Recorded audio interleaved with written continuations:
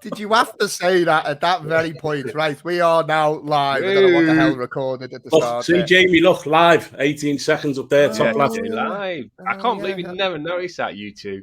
I've noticed that.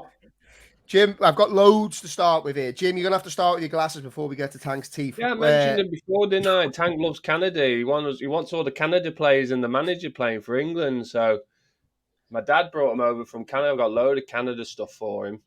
Oh, good on him, mate.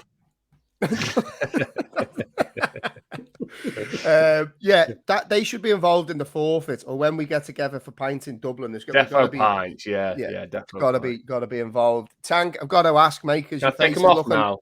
You can take them off. Making my eyes all funny. I feel like Kanye. I feel like they wish Kanye West. Here you go, lads. Tank, your face is a little swollen, mate, but you're holding up all right. Tell the listeners or viewers you've been through a bit of an ordeal this week. Yeah, Saturday went to see my mate who's a dentist, getting the new set of gnashes off him, and ended up having in there 4 hours and had fucking 2.5 hour gum surgery. So fucking stitches everywhere. See them? Fucking face swollen, looks like a fucking storing food. I was hoping they were sewing your mouth shut, lad. Do us all a favour. You've missed me top lip. I mean, Millie's laughing her head off. Millie said, I can't believe you've been out like that today. I'm like, what the fuck do you want me to do? But you see, like, all me fucking... Honestly, the God, lads, it was... Your mouth looks fine. It's just more your cheeks look a little swollen. Yeah, well, look that up because I had to get one drilled in and he was into me bone there and he sliced all around the sides. It was all cut open and had to stitch all the way through the whole front. So it was a bit of an ordeal. There's better be some teeth going through all that. Look at them. They look good, Are they the full-time jobs now? No, they're temporary. Keep them in, lad. To me. Yeah, they're good for temporaries. I'd be happy with the temporaries, to be fair. How long do temporaries meant to last for? Like a week? Well, it's in the fucking name, Jimmy. Ain't it? The temporary you'd have to. Obviously, but temporary could be 2 years. That's do you know what he did say? He said, like, with these could last a good while, but yeah, it's the stitches because it's a nightmare. Fair play to you, mate. So when's it all going to be done and dusted then, do you reckon? Well, I've got to go back in 2 weeks to get the stitches out, and then when I go back in 2 weeks, they're going to do all of the bottom ones, get them out, and then mould and fit the top and bottom, pick the colour, the design, the smile. 4 weeks after that, bang, done, just all in, fitted. All how long do they reckon that'll last? The teeth? Yeah. 25 years. Is it? Yeah. See, this is me just pure. So I'm going to get turkey teeth at some point. So I'm just trying to wait. Mine will last 25 years. There's no way I'm living another 25 years. Will, lad. Here you go. To the boot room. To the boot room. But you know what? On the God's honest truth, Jamie, right? I've booked in with Turkey at Seville. I've got the WhatsApp here. I've booked in. The price and everything was done. And they had the earthquake. Fucking poor fuckers. But they had the earthquake. I thought everything was done and spoke to them, booked in. You get picked up and everything. You stay at the hotel, the lot. And then the earthquake happened. So Turkey allowed the earthquake to happen, so Tank didn't turn up. Now that's fucking some. Didn't want me in the country. Yeah, this is definitely one for us to pick up because I'm gonna at some point I'm gonna end up with full turkey teeth. I want to get it done, so I'll pick your brains on that. Jimbo, what's going on in your life, lad? What you been up to the last week? Not a lot, mate. A bit of golf. Managed to get a game of golf in. Bottled it on the 18th for the win. Gutted. Never changed, Jim. No, I know. Big bottle job it was as well. Big bottle job. Well, it's just kids footy, mate. That's it. Parties. Had the kids Saturday. Took them out all day. Just no time for me. Top dadding. I played. You know what we need to do? We need to organise the Dublin trip now. We do. Just get the dates. People want to see you over here, Jamie, and people aren't aware that I've lived in my house now five years, and you're gonna have a dig at me now. Best mates apparently live, and never came to see my second son be since he's been born. He's 4 in July. Never come to my house to have a barbecue or some fajitas. Just in Jamie's defense, he wants. Yeah, I've been to Dublin about 85 times. Yeah, but listen, in Jamie's defence, I've never heard one man or woman ever in the world of ever saying anything sensible, saying, I can't fucking wait to go to Burton. It's never happened. I don't live in Burton, so that's all right. You do. Do you know what's been an absolute killer, right? There as well, by the look of your gear. It's shocking, Jim. I need to be better. I need to get home more. Do you know what? It's the kids' sport. like the kids' sports just take over, and I need to get better at planning out my holidays and all stuff like that. But Jim, don't be like crying pauper here that you force yourself to have a lads trip away to Dublin every so often. You know, really the missus is going to be. Missus is going to go. You've been to Dublin 85 times. Like, well, any chance of him coming to see you? I'll be like, kids football. Even though I'm missing Archie's, it's kids football. Oh, I can't go. So basically, Megan's giving you grief, and I'm taking the brunt for it. Well, no, because that's tight on her. She never would. But it's a scenario that might happen somewhere. Okay, right. Consider me officially Two words told. I've never thought of there. Hey lads, before we start, I want to take on, and this is totally stolen. So if you heard this before, then fine. But I want to take on Tank's role of fact master. Oh, yeah, I've got 2 facts for you. Oh wow. Okay. So fact number weird, you saying it? Is he trying to pick my grade here, Jamie? Don't Google this. Don't Google it because you'll just try it. So fact number 1 is you can't flex your dick without puckering your arsehole. Oh yeah. Fact number 2. Did anyone else do that? Fact number 2 is everybody listening has just puckered their arsehole. Jeez, I don't know whose facts are better there, Tank, yours or Jimmy's. True, though. You all did it, didn't you? You all had a go and you all puckered your arsehole. I honestly wouldn't know how to pluck on my arsehole. I'd have to squeeze out. That's because yours is too loose, lad. It's just... Oh, we are. We're going down. Right. So we get football, lads. The football. Oh, actually, before we get on to football, Graham Murphy left a comment after my over 35s game on Friday. And me priding myself on not being a bit of a shitbag, I will talk about his tweet. So the rumours off the back of my game on Friday were that I may or may not have done one of the worst dives that you will ever see a human being do. And Jimmy, I heard you're still going down, mate. Like you're still on your way down. You've seen me move, Jim. Like, you know, I'm not exactly graceful, am I? No, you're a lump. You're stiff as. I was through, and I actually brought it down well. But then the second touch was a little bit wide, and then the guy come in to tackle me, and I thought I'd knocked the ball a bit far, and I thought, you know what, I'm never getting that.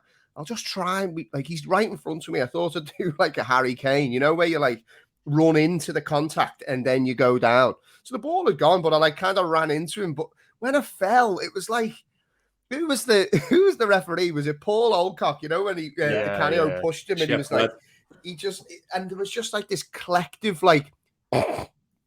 From everybody as I went down. So I can confirm I did dive. It was shocking, and I've now retired from football because I can't show my face. I don't want to ever hear anything about anyone diving from your mouth ever again.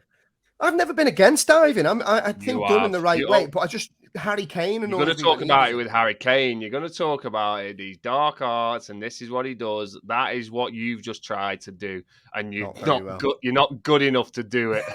Totally fair. So we've got an international football themed podcast today, right? And we've got some pretty good topics that I want to dive into, right? I want to start off. So obviously England had a couple of games since we last caught up.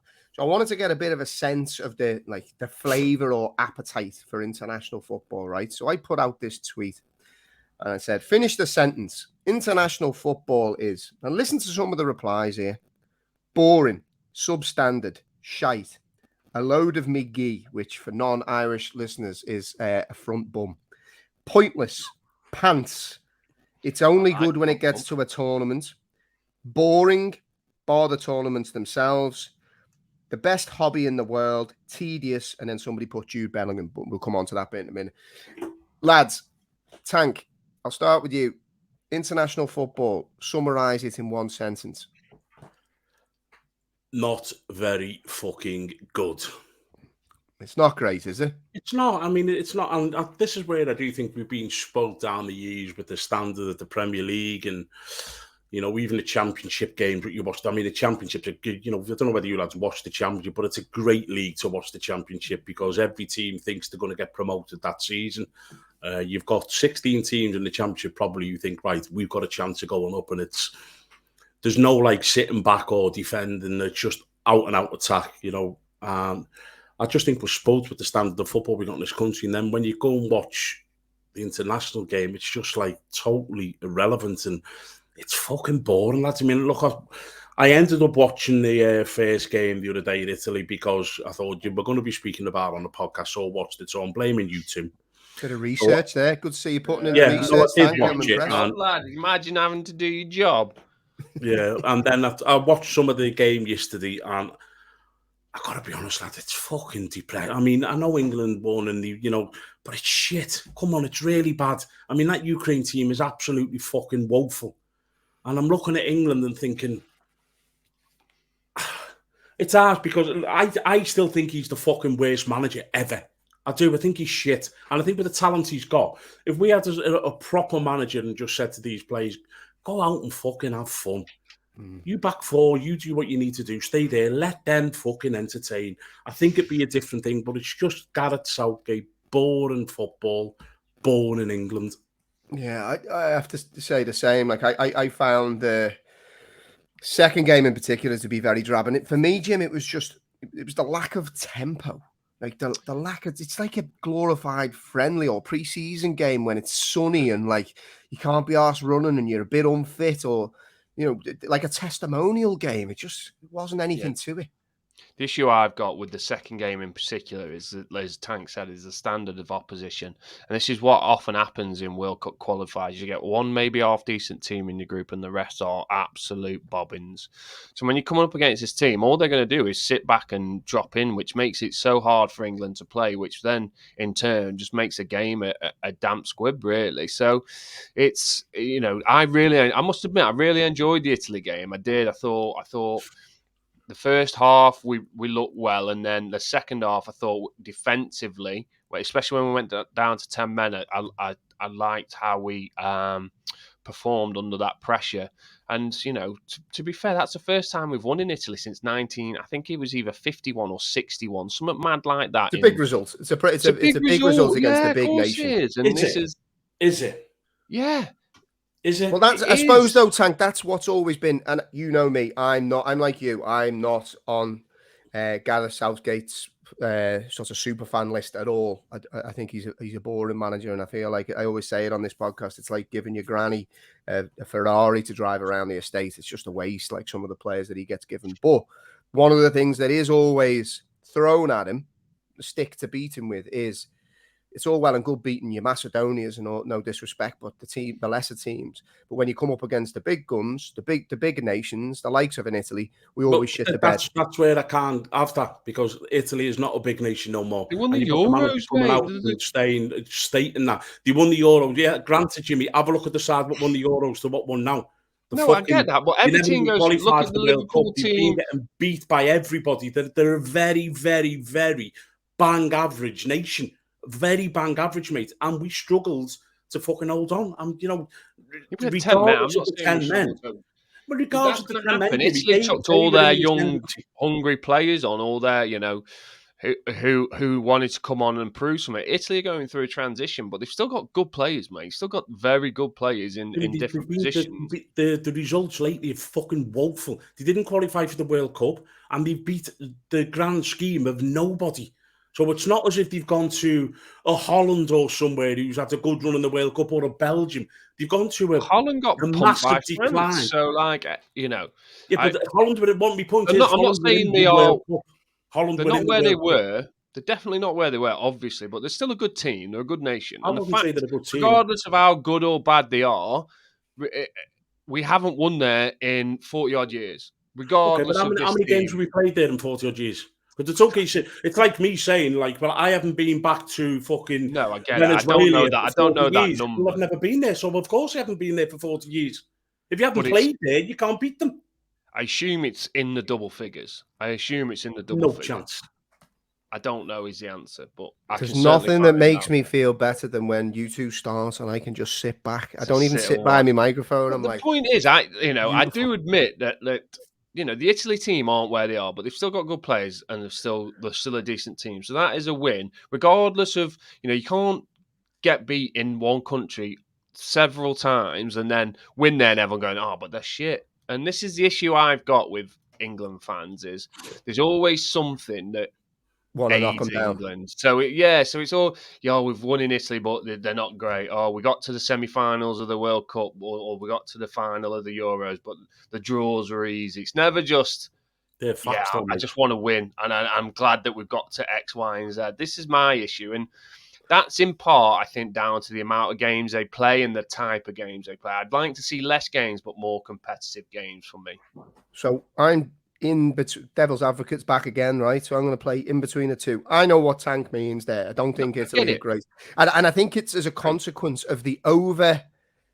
So, you know, the media coverage. England win a game and they're the best team in the world, and they're not the best team in the world. I think it's as a consequence, Jim. And I think you're right. A lot of people like to throw stones at England. I think a lot of people like to throw stones at Southgate, because I think a lot of football fans, clued in football fans, get annoyed by people in the media saying, you need to give him more credit. You need to give him more credit. Why? We can see what we're being served up, and it's not great. We've got some brilliant players. We've got arguably the best, or if not the best, hottest prospect centre midfielder in the world. You've got Harry Kane, who gets goals coming out of his ears. We'll come back to that in a minute. You know, we've got brilliant players, and we haven't really delivered anything in tournaments that we probably should have won based on who we were playing. We did get a handy draw. I think it is a fact, like Tank says. It is a fact, but that's no one's fault, though, is it? That's, yeah, but it still needs to be a talking point when thinking about how good this England team is, that they basically had a load of farmers to play on the way through to the final, and you'll never get a better opportunity to win a major tournament in your own country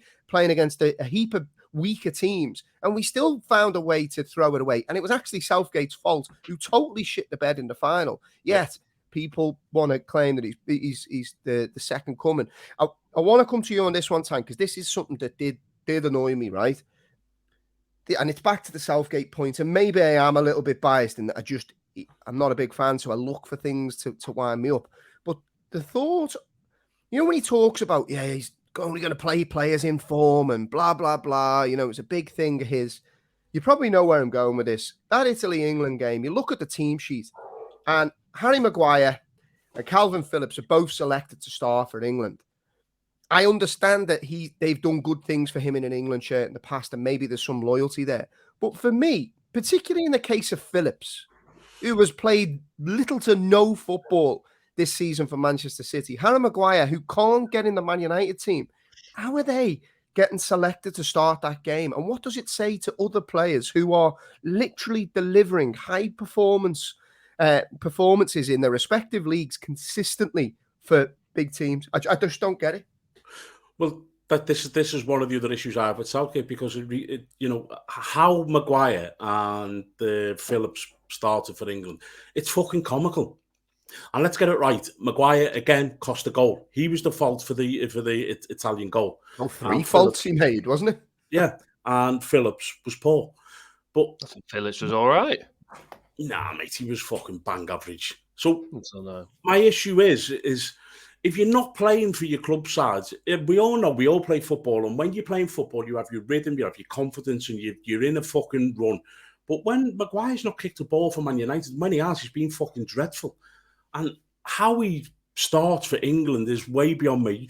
You must have young up-and-coming players, centre-halves throughout the English centre-halves who are like, no matter what I do, I will not be selected for my country because somebody who sat on his fat arse plays every single game, and he'll be selected ahead of me. That's not right. That's not what, you know.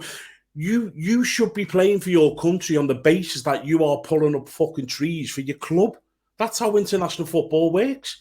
You don't sit on your arse for 6 months and then go, oh, but it's okay, England's got a tournament and I'll play every single game. It's not right. It's simply fucking wrong for me. Where are you on this one, Jim? Because I agree with Tank. Like, in my head, it was a meritocracy. It's based on performance. If you are performing consistently well, and I always get that there's going to be an element of, you can't just pick the best 11 players that are in form at that moment. There has to be an element of picking players that are used to playing together. I understand that Stones and Maguire might have a good understanding, particularly with Kyle Walker, for example. There's certain players that are his go-to players. But in those two particular examples, I think it's that glaringly hypocritical based on some of the things that he said in the past that he's making things difficult for himself, particularly when you look at Maguire, who probably made 3 mistakes in the lead up to that goal. Do you know what I mean? Literally 3 mistakes. Like he was trying to wasn't correct his happy own with one. mistake by making another mistake. It was just a calamity. I get the Maguire one. I do get the Maguire one. But on the flip side, I also understand as a manager, Southgate wants to trust him. Now, the question I would ask, in particular Calvin Phillips and that midfield that was selected, who out of that midfield on the bench are starting for their team? Because there's not many. Conor Gallagher's not starting for Chelsea. Henderson's not starting at the minute for Liverpool. You know, it's few and far between. Foden's not even getting into the game. The only one you could possibly push for is James Maddison, but the formation didn't dictate Maddison playing in that in there with the other two. So if they played a 2 and a 1, then yeah, Maddison should have started ahead of Calvin Phillips and played Bellingham and Rice as holding. So the only person I can say could feel aggrieved for me is James Ward-Prowse. Someone mentioned James Ward-Prowse on Twitter, and I thought, actually, yeah, because he's single-handedly dragging Southampton by the coattails with his free kicks, penalties, and in his all-round set play and the way he's playing for Southampton. So he's the only one I can really feel aggrieved by. I think that, I don't know how to say his name. Is it Gay for Crystal Palace? Say it. You can't even say a name him. Say it. You two At least I have a go. At least I have a go at it rather than just saying that kid from Crystal Palace. That gay lad. Yeah. So there's him, I think, will take over from Harry Maguire in the long term. But, I think, Southgate likes to bed him in. And subsequently, it's seemingly worked because we're doing better than we've ever done before, on the surface. He's obviously looked at Tomori before the World Cup and doesn't fancy him. And other than that, I can't think of many others in that centre half where you go, yeah, they're head and shoulders above Maguire at this moment for England.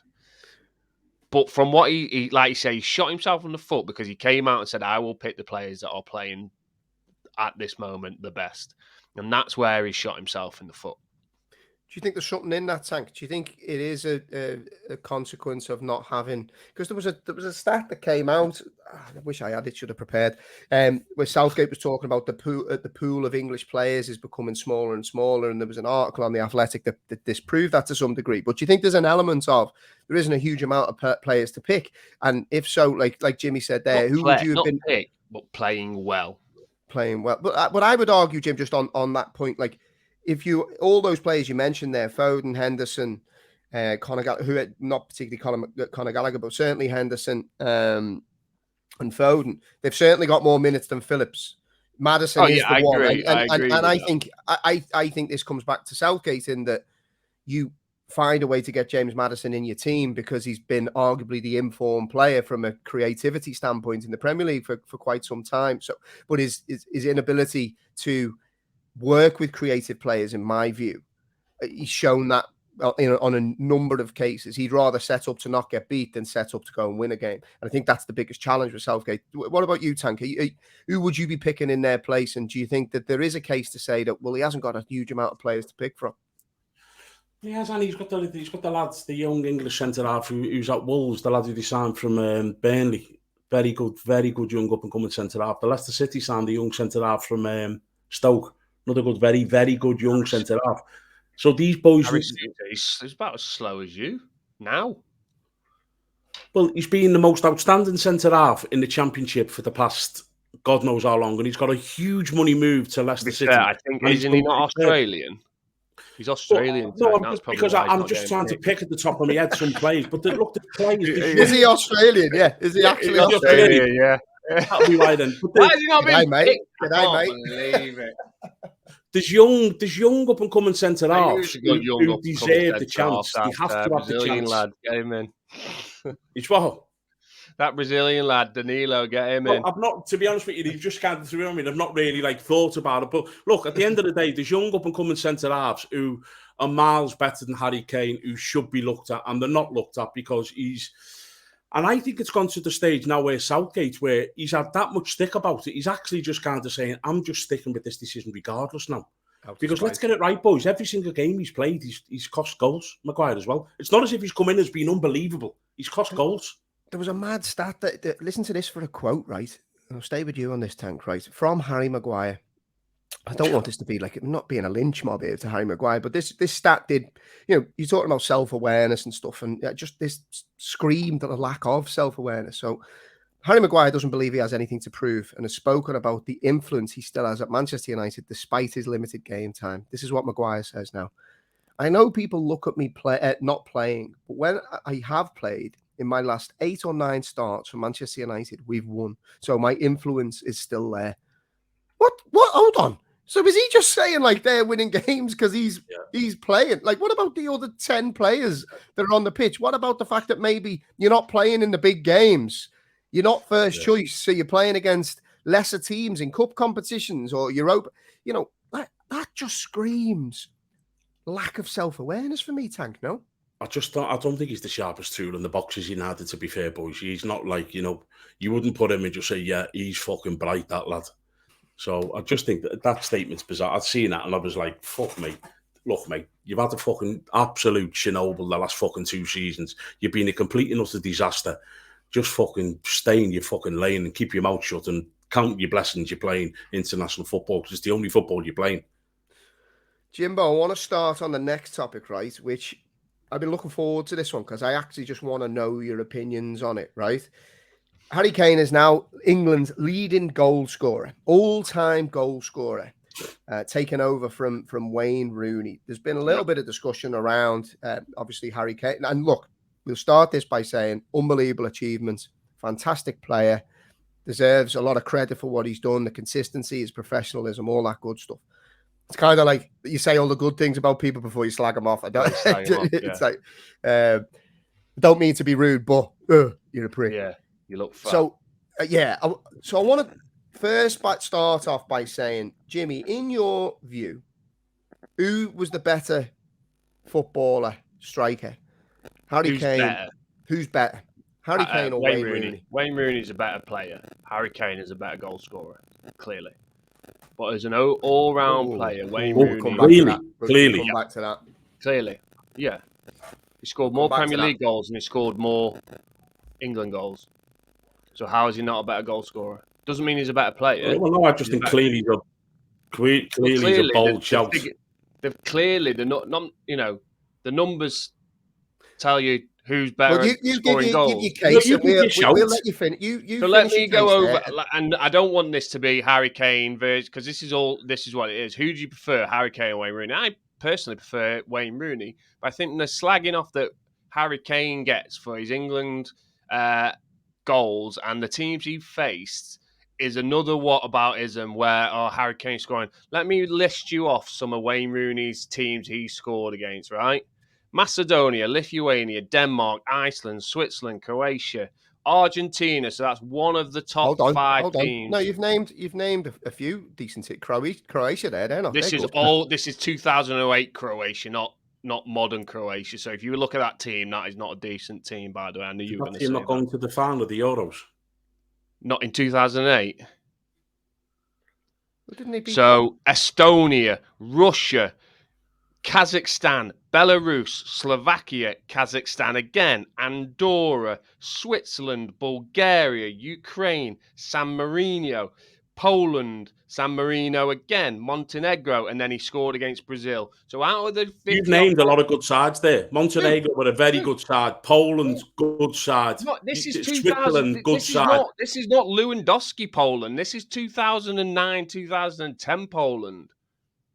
Well, I think that list is better than Harry Kane's 32 goals against San Marino, Albania, Panama, Kosovo, Lithuania, Malta, Andorra, Scotland, Slovenia. I think that list is I've just said half of them teams for Rooney. Slovenia, Andorra, Belarus, Kazakhstan, he scored 4 goals. Harry Kane, 18 penalties. I'll give you the penalties. I'll give you that. But he's also our best penalty taker. So what do you want him to do? Not take the penalties. But he's our best. So who's better at taking penalties? Wayne Rooney. No, Harry Kane is a great penalty taker. Wayne Rooney took 7.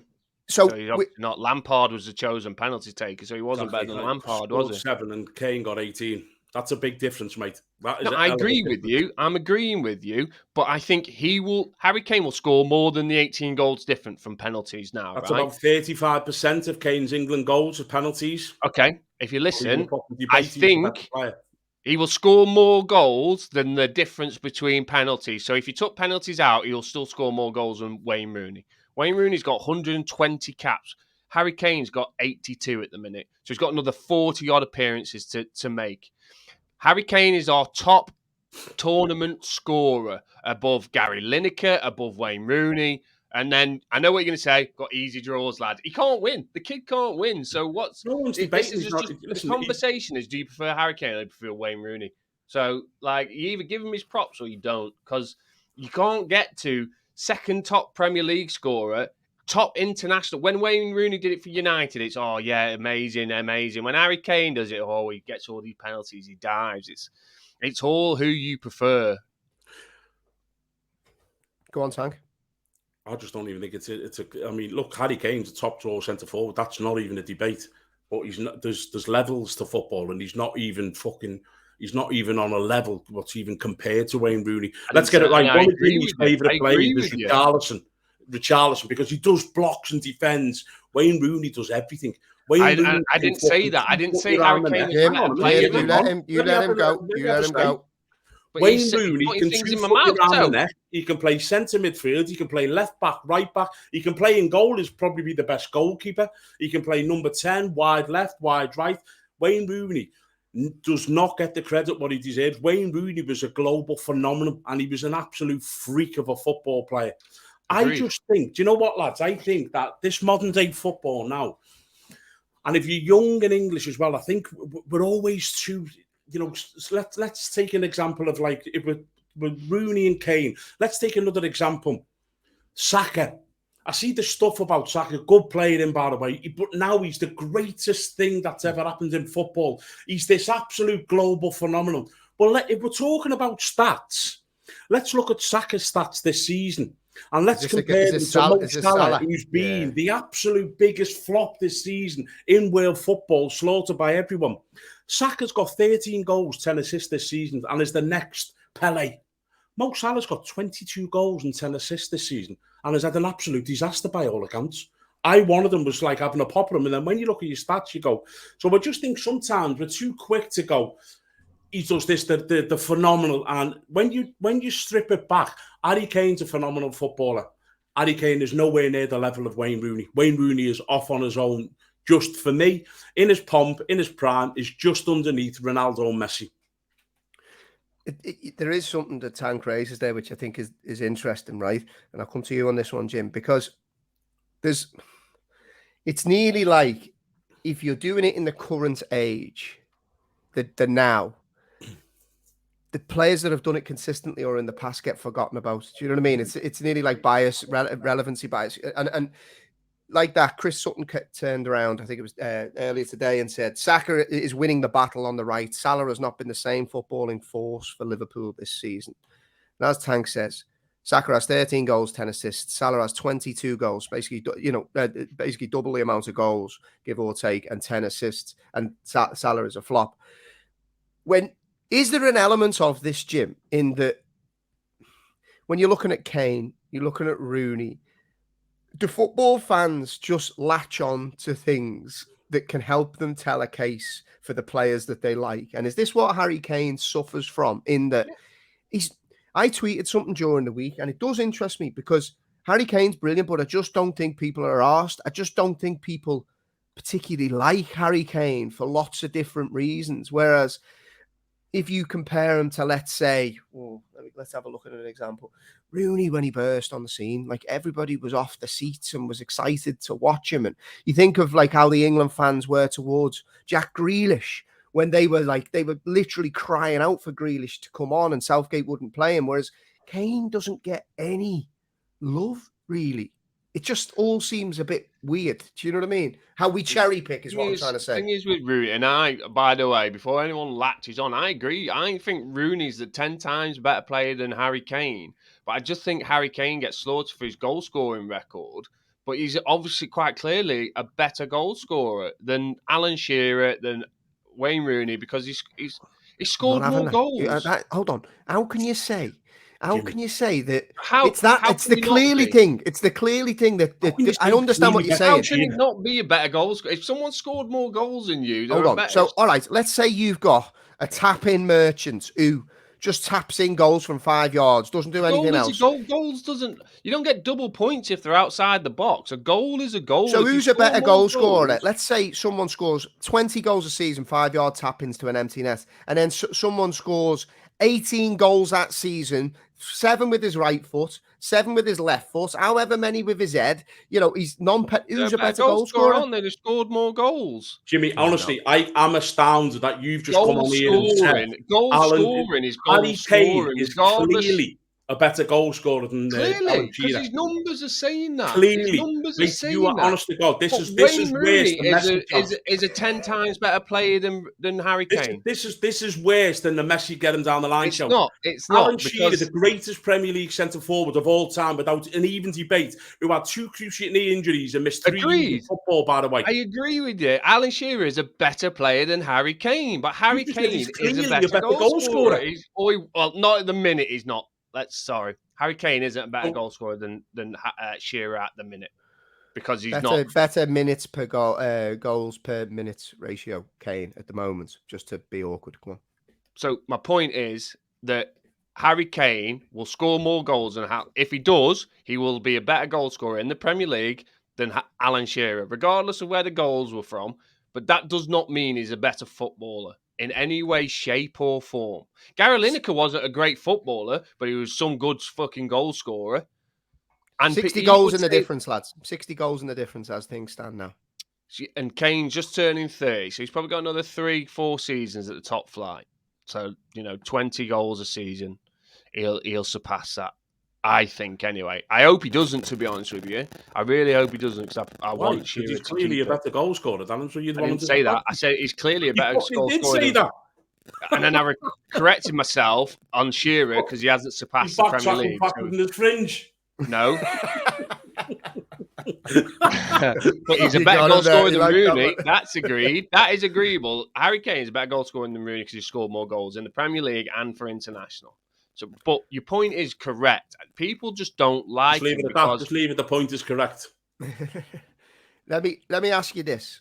He's got his pen. He's got his pen, Jimmy. Hold on. He's got his pen out. So let me ask you this well then. It is. On this point, because I'm just in the process, I'm just poking the bear here. I'm enjoying it, right? Yeah, that's fine. Tank, if you're saying that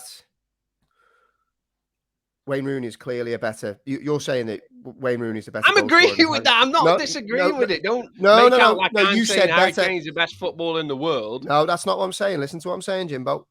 You said that Harry Kane is clearly a better goal scorer than Wayne Rooney. Wayne Rooney's a better player. So I'm asking Tank, if England, I know you're not asked about England, but for the sake of this argument, right, just bear with me. If England are 0-0 with 2 minutes to go in the World Cup final and there's a through ball and you got a 1v1, who are you picking to finish it, Wayne Rooney or Harry Kane? Wayne Rooney. Really? Well, lads, do you know what we're not taking into account here is the levels what Wayne Rooney scoring goals. Harry Kane's never challenged for the fucking Mickey Mouse Cup. Wayne Rooney's challenged for league titles, FA Cups, Champions League. Big moments. Surely that's better then. Surely that's better. Aren't you answering Harry Kane's? Aren't you answering Harry Kane's argument? No, fucking hell, Jimmy. So what I'm saying is Harry Kane has never once been at a level where he has. In fact, he has, and he fluffed his lines. The Champions League against Liverpool. That's the only big game Kane's ever played in my opinion. Club game. Wayne Rooney has played in final big games, big derbies, fucking big rivalries, the fucking lot. And he, for me, would be the go-to man. I need the goal. Wazza, come on, son. Because you've done it before and you'll fucking do it again. Jimbo? I agree. I'd have Wayne Rooney, but you cannot answer that question with Wayne Rooney. I can answer it, but what I can also say is made my point even better that Wayne Rooney played for one of the best teams in world football, and still Harry Kane scored more goals than him. So you tell me, how you've just answered my question. He played with world-class footballers. The only world-class football that he could put in any way, shape, or form in with Harry Kane is Son, and that is it. And everyone else is shit.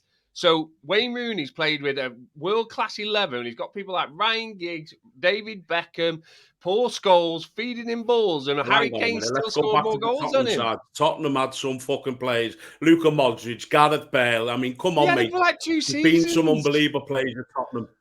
Well, Let's not I'll beat about counter the your bush. point. I'll counter your point, Jim, by saying I think Rooney, because he was such a good player, and I think Gerrard suffered this for England in that because he could play multiple positions, he ended up playing Yeah, him. I'd agree. And for United, you know what I'm going to say here, because of the evolution of the different teams. I think I actually watched the soccer box thing with Gary Neville there with Josh last night, and we were talking about Rooney, and he said he didn't actually like when they made him play as a number 9, even though it was his most prolific time in the United side. He was bored. He wanted to play. He wanted to be involved in the game more. And I think Rooney was still delivering big numbers, but he was playing on the left. He was playing from the left, or you know what I mean? He was dropping back into the 10. So that's got to be taken into account. I agree with it. And if Wayne Rooney plays a number 9 the whole way through his career, he would have surpassed Alan Shearer's record long time ago. But that's his own downfall. You can't say again, what about if Rooney didn't play on the left? Rooney played on the left wing and he still got numbers. That's absolutely fine. That's why Rooney's a better player than Harry Kane. But Harry Kane has scored more goals because that's what he wants to do. And that's all he wants to do is score goals. So I'm not saying Harry Kane's better than Wayne Rooney in any way, shape or form. Before everyone goes, Jim's saying Harry Kane's the best player in the world, because I'm not. All I'm saying is he scored more goals. You said he's clearly a better goal scorer. So on that point, that is it's clear, 0-0, Jimbo. It's 0-0. It is clear, though, because look at Wayne Rooney's goals to answer my question. Harry Kane. It's 0-0 against Brazil in the final of the World Cup. It's 0-0 and the ball's been played through, and you can pick one player to run on to that ball and take that chance. Are you saying Kane or Rooney? Who finishes it? Who are you picking? I think both finish it. I think Who are you both picking, are though? Don't you sit on that Matt fence Owen. there. Come on, you got to answer, Jim. Who are you picking? Because Wayne Rooney. I picked Rooney. You just said you've killed yourself because you said that Harry Kane's a better goal scorer, but you just picked Rooney to take the one chance. Yeah, it's a big game, you see, Jamie. I said Rooney's a better goal scorer. Just because I picked Rooney doesn't mean that I now think Kane's not a better goal scorer. I do think Kane's a better goal scorer. But surely you'd pick your better goal scorer if you get one chance. I would trust Rooney more to go around the keeper than I would Kane. That's not Kane's forte. So if the question was, you got Beckham on the byline. Hold on. You're digging here. You're not. I'm not digging because you're just trying to find things. I am saying Harry Kane is a better goal scorer. Whether that's from 5 yards out, whether it's from, that it's irrelevant. Wayne Rooney will score you better goals than Harry Kane will. That's not what all I'm saying is, just answer me this question. If the world Wayne Rooney, is going I've answered, but that doesn't change the matter. The fact that I still think Harry Kane's a better goal scorer. If human civilization will die, if this die off, if this chance is missed, you'd pick your best goal scorer, surely. No. What? You wouldn't pick the guy. I've got you there, Jim. Come on. You don't. Otherwise, I would pick him, wouldn't I? You don't have me. I would still trust Wayne Rooney in a one-on-one for the world domination. That doesn't mean more than Harry Kane. I understand his point here. What he's trying to say is, I'm just trying to wind you up, Jim. No, I get it. What he's trying to say is, he's not. He's going to say something someone who's bad, you go with the opposite, don't you? So you want to score a goal in the World Cup, you go with the poorer finisher. Everybody would do that, wouldn't he? Because you might miss and it'd be entertaining. You might want to go to penalties. You're acting like I'm saying that Wayne Rooney's like Harry Kane's here and Wayne Rooney's here. I'm not. I'm talking fine margins and you're talking minuscule. No, he's still a better goal scorer than Rooney because his stats clearly say so. Clearly again. Notice how he got clearly into that sentence. They clearly say so. Lads, I enjoyed that immensely, by the way. Now the rain has gone. So, before we get on to the listeners' questions to finish, right?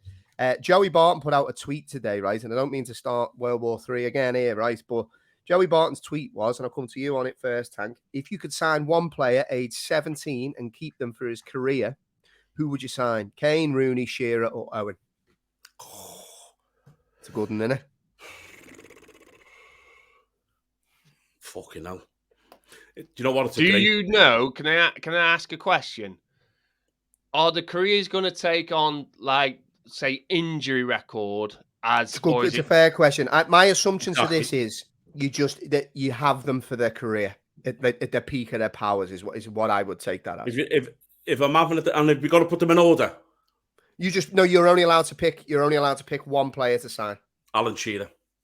Would it be? Yeah. at 17? Alan Shearer, Southampton. Have you seen his record at Southampton at 17? He wasn't 17 at Southampton. Wasn't he a He goalkeeper? was. He played in Mickey Adams' side. Phenomenal, mate. Go and have a look at his record. Alan Shearer. Jim? Michael Owen. I'm tempted. Michael and do you know Owen why? at 17. If you keep Michael Owen at 17, injury-free. Yeah, pre-hamstring injuries. Pre-hammies till he's 32, mate, he would score you. And pair him up with the big player for 10 years, he gets you. He breaks all league goal-scoring records. Yeah, I actually agree. And let's be honest here. About enough, Owen. Ballon d'Or winner, lads. Yeah, People forget that. Mate, he was I was telling Archie about his goal against Argentina, and he's never seen it. Considering he's watched every single video on YouTube, he's never seen this goal. And I was like, mate, you need to watch it. 18 years old on the world stage. He's unplayable when you've got somebody with that electric pace, and you're talking about, I was obviously trying to get a rise out of you both. You trust any of them in a 1v1, let's be honest. Yeah. But Michael Owen was so calm, and he had such a variety of finishes. Do you know what I mean? He was ruthless, and he could take a game away from you in the blink of an eye. So yeah, I actually probably would go Michael Owen as well. To be honest, he was utterly frightening, but then hampered. But you know it yourselves. Once those hamstrings have gone, it changes. It just and changes. I think it's the same with Rooney. If I could keep Rooney at 17 with the same hunger that he had at 17, because towards the end, as you say, he wanted to drop deep. All he wanted to do was spray passes, and he wasn't really bothered about scoring. If I could keep Rooney at 17 with that pure hunger, then it would be Rooney. But that's the only thing. It'd be very, very close. Whereas Owen, the question is the question: who would you have for the career? And it's not who was the best at 17, right? It's who, and if the question. Keep them for his career. For the entire career. Yeah, for their career from 17 to 34. I thought you meant. I thought the way you were talking, then I thought you meant you keep some of this. No, for me, it'd be Alan Shearer. Yeah, and I actually don't think there's a wrong answer here because it's an unbelievable question. To be fair, right. Harry Kane at 17 was shit though, wasn't he? He was like, couldn't get in the Millwall. Went 21 at Millwall, couldn't get in. Was on the bench, got fucked off. Like, do you know that's actually why? And look, I'm not a massive Harry Kane fan, but that's why I actually really do respect him. And when I talk to my son about strikers and stuff, the one thing I notice with Harry Kane is from the way he strikes the ball, you can see that it's just from the training pitch. You can see that he's clearly obsessive about, like, he can hit the ball left or right foot across the keeper into the far court, like every sweet as up, like he'll miss chances, but invariably it's just, he has carved out and learned his craft on the training pitch. I have massive respect for that. I just think he's a bit of a helmet, and that kind of takes away from it a little bit. But listeners' questions, right? And we'll keep these, we'll get through these, right? This is a good one. Mark Bond sends this one in. I'll come to you first, Tank. What England player in the last 20 years should have gained more caps? And for context, his answer was Robbie Fowler. He believes should have got way more. I think he got 26 caps, while Theo Walcott, for comparison, got 47. Yeah, so is there any players that you think... Again, you know, when you talked about the 17-year-old, I'd love to have got hold of a 17-year-old Theo Walcott and being able to, like, if you could teach him how to finish, mate, he would be unbelievable with his pace. Mad that Sven picked him. Still find it mad that he did that. Go on, Tank, who's yours? It might be a bit longer than 20 years, but Matt Letizia. Matt Letizia should have got so many more England caps. I mean, you look at his records for fucking Southampton, it was 20 goals every single season for like 15 years. And he was a pure maverick, wasn't he? It was a joke. And the side that's fighting relegation season in, season out, for the goals, what he scored. And the type of goals. Yeah, that's it. You know, we're talking about, like we were saying about Tappins and that before, nearly every goal's a worldie. Yeah. You know, he's got his own fucking, he could have his own fucking DVD of just his goals, the best goals ever.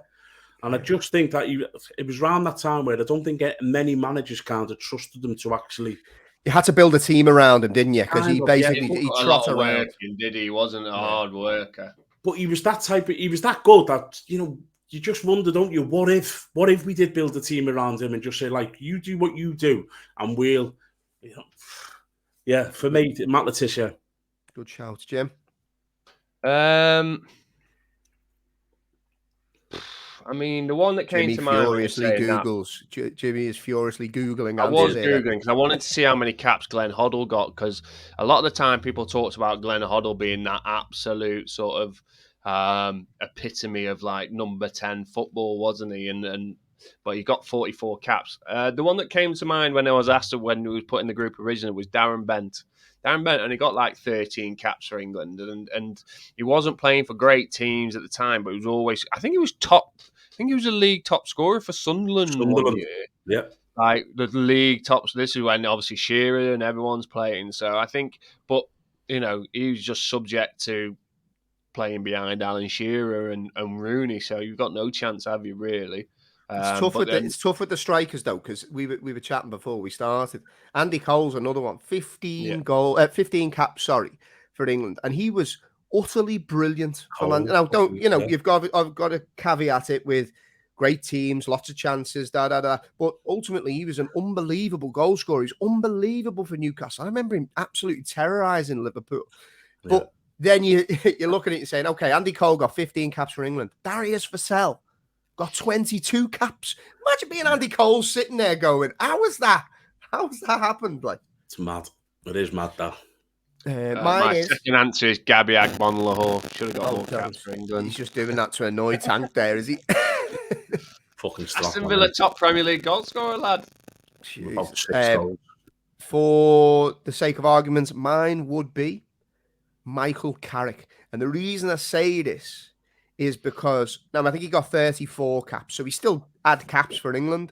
But when you consider, like, Ricky Lambert had 11 caps, you know what I mean? Like, there's players that have been given, I know, different positions and stuff, but I just think Michael Carrick would have been the solution to a lot of the imbalanced midfield questions that England had. And if you just allowed Carrick to recycle that ball, it would have let the players like your Lampard, your Scholes, your Gerrards in the right balance off the leash. Speaking of Jamie, just off that, how many caps did Owen Hargreaves get? Because he used to get... I loved him, I loved him as a player. I thought he was excellent. Good player, but he was never the level of Michael Carrick. And I wouldn't be surprised if he got more caps than Carrick. Yeah, say he did. I actually like Owen Hargreaves, though. Looking now, yeah. Okay, so while Jimmy finds out that one, James Symes wants to know. It was obviously 42. Spoken about. Go on, Jim. 42. You got it? 42. Okay, so he wasn't too far ahead. For me, he should never get more caps than Carrick. Yeah, it's a crime. Carrick would be perfect if we built a team with the team and the formation we play now. Carrick is perfect for that holding the Declan Rice role. Yeah, and you think about it, you could easily then have a Gerrard, a Lampard either side, or Gerrard and Scholes either side. Three, mate. You imagine, right? You played the Christmas tree, or you played 4-1-2-2-1 or whatever, and you'd have Carrick sitting, Scholes and Gerrard, and then Lampard at the top. Yeah, you could make that work. Like that would absolutely work. That's why I picked it, because I'm like, what? Yeah, okay, you could look at just pure caps, but I'm like, who's the player that transforms the fortunes? And for me, you're looking at that golden generation. You always see that famous picture that does the rounds, and you're looking at the 11. I think David James was the goalkeeper at the time, and you're like, that is unbelievable. It's like when you're talking about like Premier League best 11s, most of them are in that England team. And then you're looking at it, I'm just thinking, you cherry pick Michael Carrick just to go on, lads, you go do your thing. Yeah. Jamie, imagine that front six. Imagine that. Carrick as a diamond. Carrick, Scholes, Gerrard, Lampard at the tip with Rooney and Owen up front. Oh, it's game out. And then Gary Neville, Ashley Cole, Ferdinand and Terry. Because that's what it is. It's arguably the greatest Premier League back four. Neville, Cole, Terry, Ferdinand. And then all the best players in front of him, just with Carrick, just as the anchor. I don't know. Anyway, now James wants to know. So it was spoken about at the weekend how good Maddison and Saka were for England, but nothing has been said about Jordan Henderson, who he thought was outstanding. What are your reactions? And I know Jimmy's opinion on Jordan Henderson, so I'm going to let Tank go first, Jimmy second. Does he get the praise he deserves? Were you impressed with his performance, given his age and the minutes in his legs? he doesn't, for England, he certainly doesn't take the credit, because I just think his professionalism drags others up with them as well. That's what I love about Henderson. And we all know he can still do that on occasions, and he's done it for Liverpool on the occasion. The problem is he can't do it, and I blame Liverpool for this. I know he's paid to do this, but Liverpool's flogged him for so long. They've run him ragged. And same with Fabinho. If you could use Henderson like England did the other day, but then in tournament football, you couldn't ask Henderson to go and do that. Say like they played yesterday. Don't even know what day it is. It's Monday today. Yeah. In tournament football, you couldn't then say to Henderson on Tuesday, Wednesday, go again, because he can't, and he'll let you down because his legs are not allowed to do that. But he doesn't get the credit internationally what he fully deserves. But I thought he was outstanding. Jim? I didn't see the game yesterday, so I can't comment on that. But what I can comment on is he did well for England in the World Cup, and that's all I can ask from him. He broke up the play. He's not the player where I think people build him up to be this all-action midfielder. For me, he breaks midfielders up and then just give it easy. But that's as long as he's got ball-playing midfielders of a Bellingham and a Rice next to him. I think that's all he needs to do. So yeah, I think he's done well in the last few fixtures. You know, I wouldn't, if I had a choice, I wouldn't start him. He wouldn't be my first choice starter, but you know, he's great for when you're coming deep into, you know, tired legs and deep into tournaments to take on that mantle and give the team the energy that they need, which is what he's doing for Liverpool now as well. You know, 2 or 3 games misses and he comes in and then runs around and puts everyone in their place, sort of stuff. So it's funny with Henderson. It's a weird one, right? I think he's a footballer's footballer, right? And by that I mean like he's a knows, crab like you. That's why you like him. Yeah. Hey, I've got a ping in me, lad. I've got a ping in me. What I would say about Henderson, and I'm not comparing Roy Keane to Jordan Henderson before people go mad, right? But one of the most underrated characteristics I think about Roy Keane, and you'll know this, Tank having played against him, was his ability to set the tempo and know what is needed at certain. I always talk about playing football in blocks of 10 minutes. It's like, what do we need to do to get through this 10 minutes? What's the flow of the game like? How do we need to adapt? Whatever. Jordan Henderson sets the tempo, and a lot of people online are like, oh, he shouts a lot. You honestly, like, you don't know what you're talking about. He is the on-field coach. He knows what needs to happen at certain points. He knows when somebody needs a bollock, and he knows when we need to press. He knows when the opposition are building up a bit of ascendancy, and you just need to take the sting out of the game, and he'll take the sting out of the game. Then when the tempo needs to rise, the passes are getting zipped in, we're pressing higher. He's the type of player that every team needs, and I just don't think sometimes, and I'm not just saying people that haven't played the game don't understand, but it is that there is those type of players sometimes that he's a teammate's dream, and I just don't think he gets the praise he deserves. The thing what he does, and it's a big, for me, it's standards. He sets standards, and if you don't match them standards, and Keane was brilliant. That I played against that Man United side when we're fucking getting battered, and I've gone past Gary Neville and Roy Keane's come over and fucking absolutely fucking hammered him, and you're like, really? You know, fucking hell. And he's like, does he bar like what was it? Does he bar constantly? Yeah, just constantly, or fucking demand, and if you give a pass away, he's fucking on you. I used to watch sometimes. It was mad this because I love Keane. I do, and I played against him, and sometimes I used to look and think, really? Like, fuck me, someone just give up a side ball away and it's been intercepted, and he's fighting, getting back, wins the ball back, and then he will fucking annihilate his teammate. And for me, that's the standards, and that's why teams are successful, because you need someone on the pitch who does that. You really do. So to finish off, lads, quick one. This coming from David, and he wants to know, entering into the last 11 games of the Premier League season, he wants to know everybody's tips for Premier League winners, top 4, 3 to go down. Has anyone changed their view? Jim, I'll come to you first. What's your I still think City will win it. I think they play each other again, don't they? Yeah. So I think City will still win it, but it's getting less, and that percentage of me thinking that is getting less and less as each week goes on. What about the injury, Jim? What injury? Big Erling. Have quite a is bit he of injured? It. Norway? I've not seen it, lad. How long's he out for, did he say? Well, they don't know. They said he's doubtful, but there's little whispers coming out that it's quite a little nasty one. we'll see. But I mean, to be fair, I think Alvarez has done well when he's come in, and when they've played together, they've done well in it. And It might be a bit more fluid. I know people don't like this conversation, and Haaland scores loads of goals, but like genuinely, I'm not saying it'll help them, but it's not going to hinder them. It's not like they're bringing in an absolute cabbage to play up front. Do you know what I mean? No.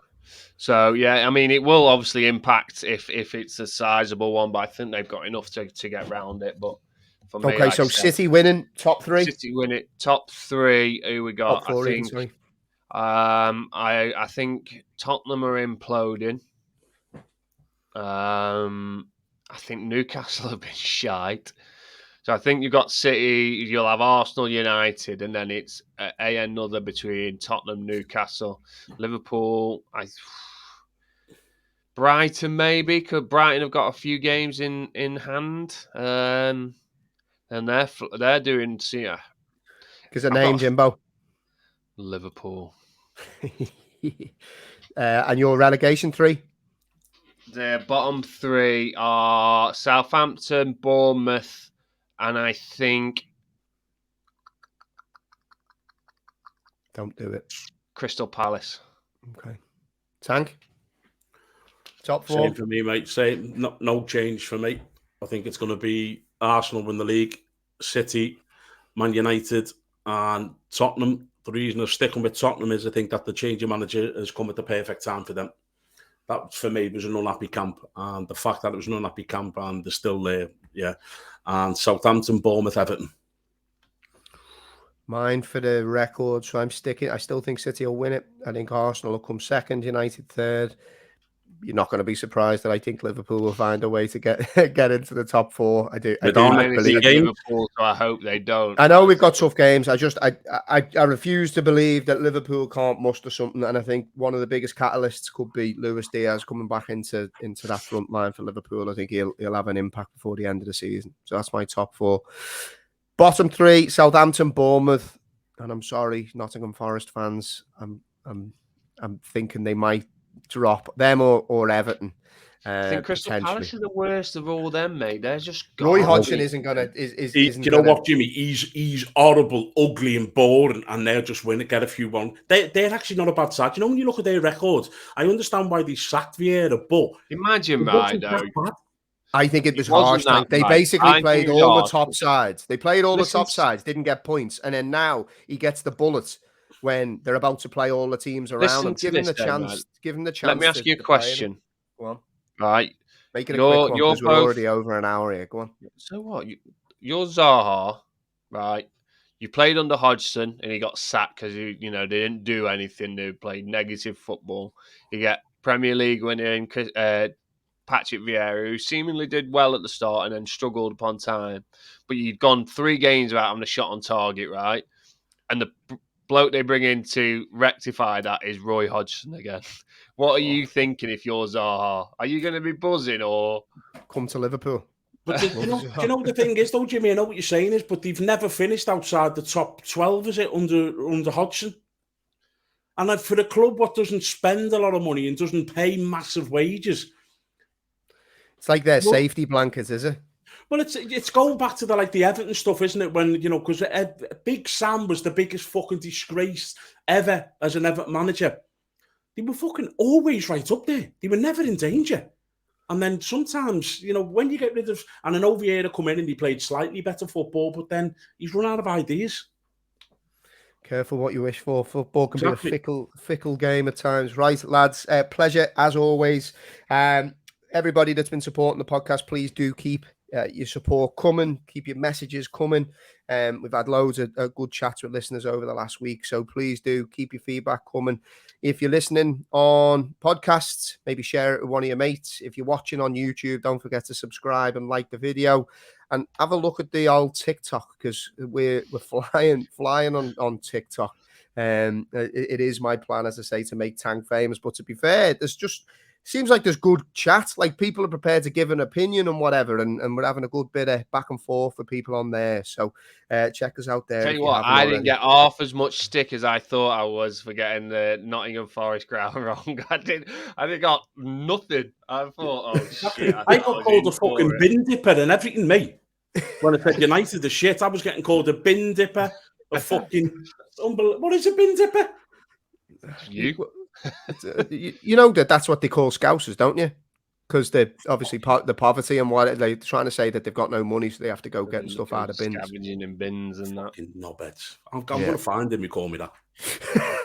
So while Tank is turning into Poirot and going to find out who this fella is, I hope you all enjoy the rest of your week. As I said, keep your messages coming. Hope you have a fantastic week. Look after yourselves, and we'll be back with you again soon on the Boot Room podcast. All the best. Cheers, boys.